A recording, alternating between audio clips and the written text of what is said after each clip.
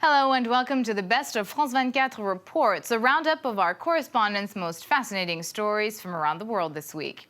In this edition, we'll be meeting up with Alexei Navalny, the Russian opposition figure who's a thorn in the Kremlin's side. From there, we head to the United Kingdom, where the backlash against zero-hour contracts is gaining momentum by the day. But first, it's a question straight from George Orwell's 1984. How many of our phone calls are intercepted and screened by the government?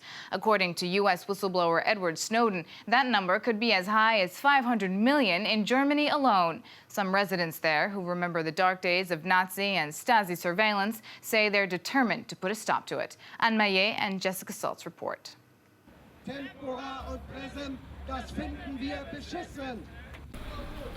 A district office in Berlin. 20 people, ordinary citizens, are getting together for a rather special evening. This is a crypto party where participants can learn how to protect themselves from prying eyes on the internet. Edward Snowden's revelations have resonated here. More and more German internet users are trying to regain control over their personal data. It was only very recently that I became aware of how important it is to question what other people are doing with your personal data. And I realized I don't have any influence on that anymore. I'm trying to change that now.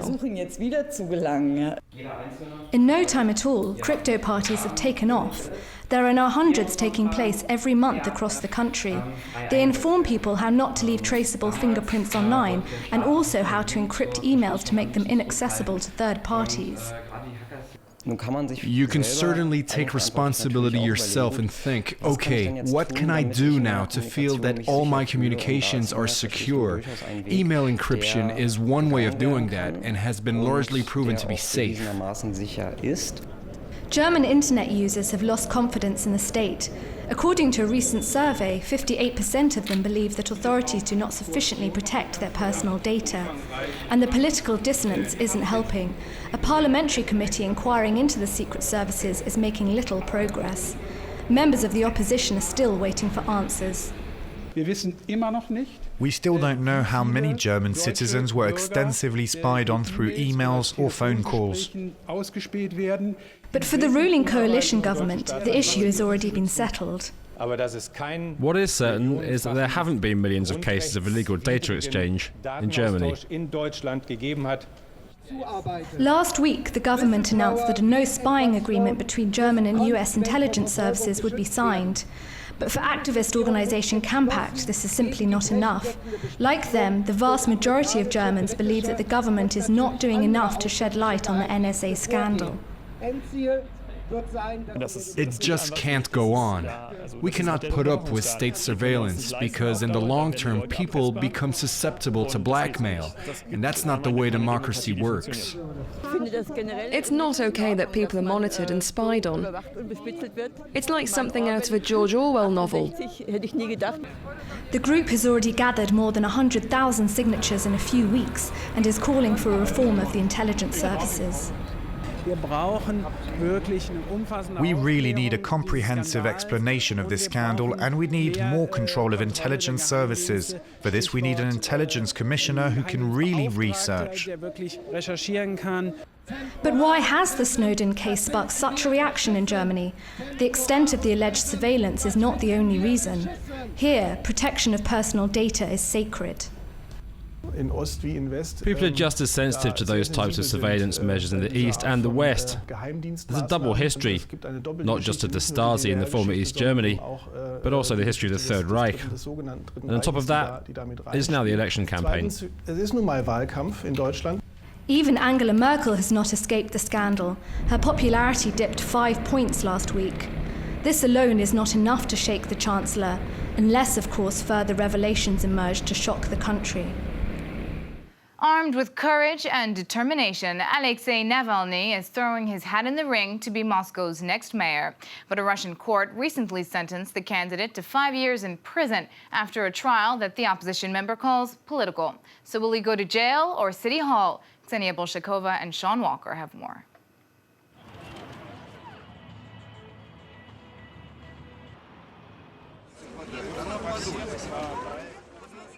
Autograph sessions,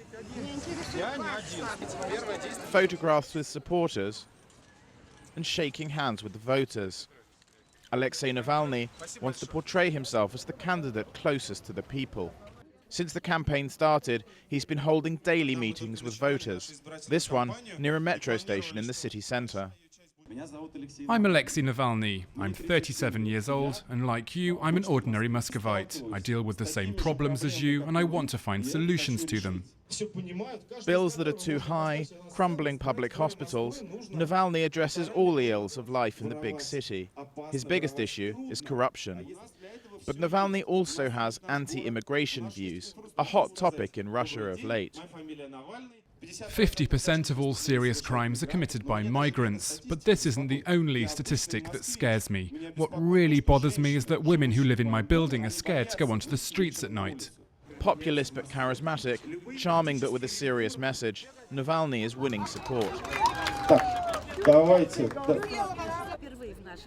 It's the first time a candidate has come to meet the people. We'll listen to his proposals and hope he tells the truth. For years we gave in, but it has made us realize that we shouldn't remain indifferent to authorities who steal from the people.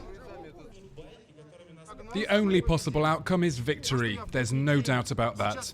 Look around you. The fact that on a weekday I can get so many people to come and listen to me proves that we are the majority. We will win. It's a confidence that comes from the fact that the outsider has indeed exceeded expectations. This is the reception. These people work with the volunteers. There have been 100 or 150 every day who come and ask how they can help. Irina is one of the volunteers, a PR professional. She took vacation to help participate in the campaign for 3 weeks. She's not missed a single day. I think this is the only opportunity for change in our country. It all starts with Moscow. Change begins with Moscow. The number of volunteers is unprecedented. More than 10,000 from across Moscow working for his campaign, ensuring a healthy web presence, but also distributing campaign leaflets and newspapers. The streets are full of people whom Muscovites have already nicknamed the Navalniki. Authorities want us to believe Russians aren't interested in politics and that it's a dirty business. We know it's not true. We formed a new political generation that will replace the old one. Putin is over 60. We are in our 30s. Sooner or later, we will win. According to the latest opinion polls, Navalny could receive up to 20% of the vote. That might not be enough to get past the first round, however. Sobyanin, the current pro-Kremlin mayor, still leads with 63% in polls. Blame it on the crisis. British employers thought they had found the perfect solution to face the economic slowdown: zero-hour contracts. Invented in 1996, these increasingly popular arrangements guarantee bosses with workers at all times with no obligation to provide minimum work guarantees or benefits. Alex Bale, Young Chim, and Helen Percival investigated this new form of exploitation.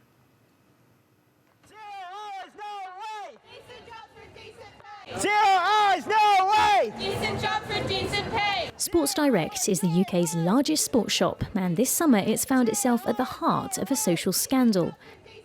We're here praising outside Sports Direct because they employ 90% of their staff on zero-hour contracts. The contract offers no guarantee of a minimum number of working hours, and it's becoming increasingly used by employers. Even if the number of demonstrators is thin on the ground, their message strikes a chord with people in Leeds. I just know a lot of people that's on them. They're terrible, aren't they? Yeah, you've got no security though, have you, or anything? It's like just going back to Victorian times. Yeah, exactly. Helen's demonstrating today because she's experienced such conditions firsthand. I was on a zero-hour contract in a pub for 11 months. Week after week, you don't know if you're going to make it, if you're going to be too short, whether you're going to be able to buy food, pay the bills. It's really scary. Frank and Thomas are currently struggling with this precarious situation. These housemates who live in London are both employed on zero-hour contracts and have only agreed to speak under pseudonyms with their faces hidden.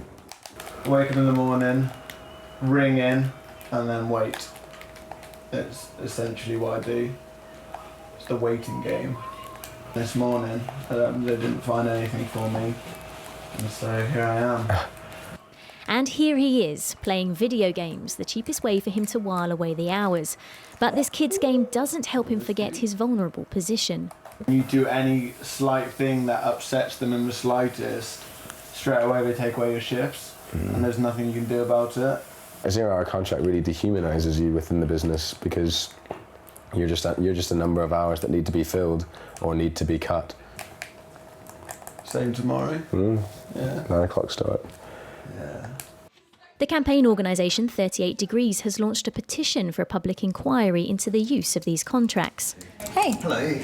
How's it going? What's the petition up to? Let me double check. Yeah, look, over 50,000. In 2 days, that's really great, yeah. Members of the organisation are also funding the legal case of a former Sports Direct employee who worked under a 0-hours contract. We can't go into much detail because the legal case is ongoing, but Zahira's role was the same as full-time members of staff, yet she was on a 0-hours contract, so she received no holiday pay, no sick pay, and she got no guaranteed hours. If we can, kind of win this case, it will have repercussions not just with Sports Direct, but with all of the companies using 0-hours contracts. Such businesses include McDonald's, Subway and even local councils. According to this HR association, such contracts are more common than previously thought. The official statistics say that about 250,000 people are on 0-hours contracts. Our research based on employers suggests that number might be perhaps 1 million.